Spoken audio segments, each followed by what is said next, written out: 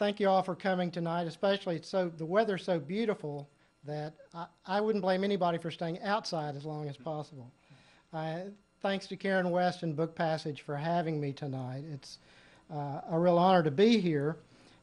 As Karen said, my book covers the 6-year period when Sam Clemens really became Mark Twain, when he headed west in the years during and immediately after the Civil War.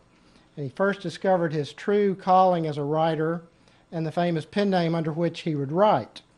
It's a particular thrill to be here in San Francisco, in the San Francisco area, where Twain spent many eventful years as a newspaper reporter, apprentice bohemian, and self-described dodger of landlords. He always loved San Francisco, although he did say, or is supposed to have said, no one can ever track it down, that the coldest winter I ever spent was a summer in San Francisco. We all have a mental image of Mark Twain as an old man in a white suit, smoking a cigar and looking wise. In his early years, however, he was more of a red-headed wise guy, a real-life Tom Sawyer who was always getting into trouble and then talking or walking his way out of it. He was always on the verge of lighting out for somewhere, and by the time he finally stopped lighting out in the spring of 1910, he had visited 5 continents, gone around the world several times, and personally crossed the Atlantic Ocean 29 times. Travel, he said, was liberalizing. Whenever you write a book, the first thing people want to know is why. I choose to interpret that as meaning, why did you write this particular book, not why did you write this particular book.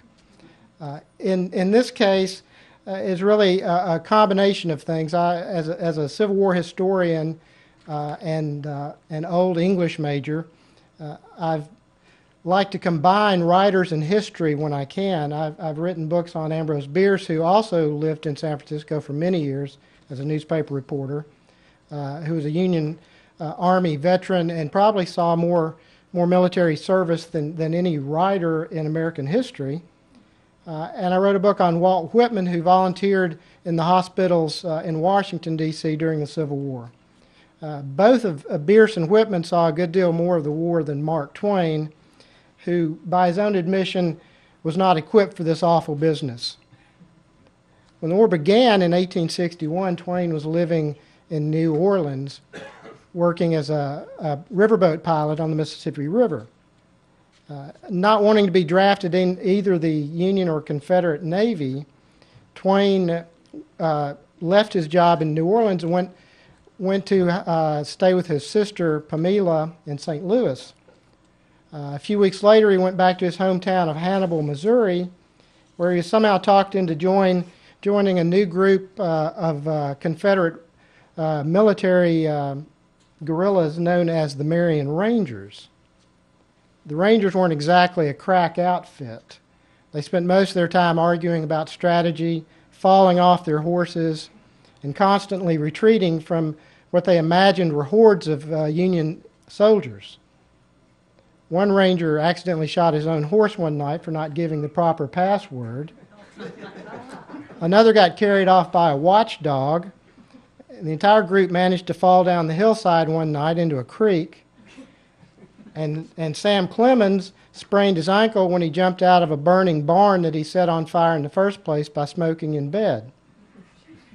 In fact, the Rangers did so much marching and counter-marching that one old farmer in the area said they were bound to win the war all by themselves because no government could stand the cost and expense of the shoe leather it would take to follow them around. Twain agreed, and by the time he left the Rangers himself, he said he already knew more about retreating than the man that invented retreating. Twain left the Marion Rangers after about 3 weeks without bothering to formally resign, and went back to St. Louis and hid out in his sister's house for a few weeks before their older brother Orion showed up with the surprising news that he had been named secretary to the governor of Nevada Territory. He even had a formal piece of paper signed by Abraham Lincoln himself to show it. Being Orion, that was all he had. He was dead broke. And Mark Twain, Sam Clemens, offered to pay both their ways to Nevada if Orion would take him along. So in July 1861, they both lit out for the territory, and for the next 21 days were constant companions in a Concord stagecoach rattling across Nebraska, Utah, and Nevada. The stagecoach stopped every 50 miles or so to take on other travelers or to let them eat. At one station, Twain ran into a real-life gunslinger named Jack Slade, which is a great name for a gunslinger, who worked for the stage line when he wasn't busy robbing it, and who carried around the ear of one of his victims as a good luck charm.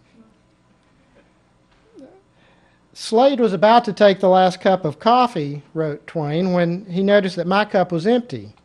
He politely offered to fill it, and I politely declined. I was afraid he hadn't killed anybody that morning and might be needing the diversion. Twain survived that confrontation, but Slade was lynched a couple years later by Montana vigilantes for disturbing the peace, which, given the comparatively lax standards of the West, must have been a pretty big disturbance. The brothers stopped off in Salt Lake City, where Orion was supposed to meet with Brigham Young. Sam went along for the visit. Brigham Young, who had 17 wives himself, advised Mark Twain to stop at a dozen. "Take my word for it," said Young, 10 or 11 wives is all you need. Twain agreed. Mormon women, he said, were so pathetically homely that the man that marries one of them has done an act of Christian charity which entitles him to the kindly applause of all mankind. The brothers finally arrived in Carson City, Nevada, which was near the epicenter of the fabulous Comstock Lode, which was the biggest silver strike in American history. While Orion went to work for the government, Twain, deciding he had nothing better to do, thought he might as well become a millionaire. He thought that silver mining involved more or less just walking out, and that the silver would be veneered on the rocks, and you would just walk over and pick it up. He found out that there was actually a lot of hard work digging and blasting, and that was not something he was cut out to do.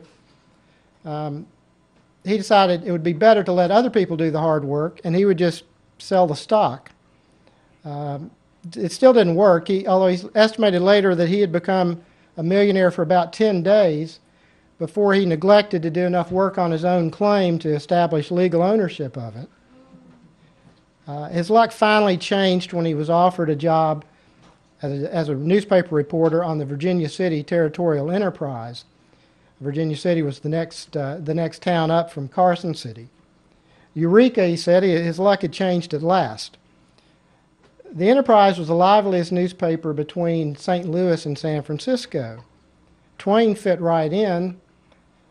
Besides assorted miners, prospectors, stock swindlers, and other desert rats, the town was home to a full contingent of prostitutes called hurdy-gurdy girls, and an entire regiment of gunslingers going by such names as Sugarfoot Mike, Pockmarked Jake, Eldorado Johnny, and Six-Fingered Pete.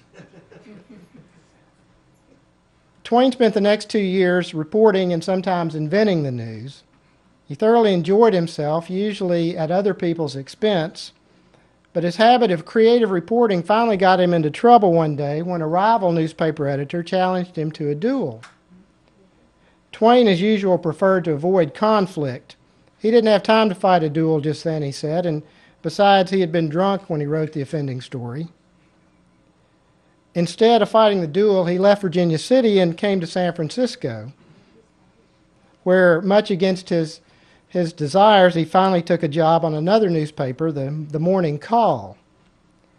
San Francisco had even more local characters than Virginia City, including such famous residents as the Great Unknown, an elegantly dressed old gentleman who paraded down Montgomery Street every day in funereal silence, nursing a broken heart, Money King, who functioned as a sort of one-man stock exchange, Washington II, who strolled around town in a powdered wig and full colonial finery, But without a doubt, the biggest character in San Francisco was Emperor Norton I.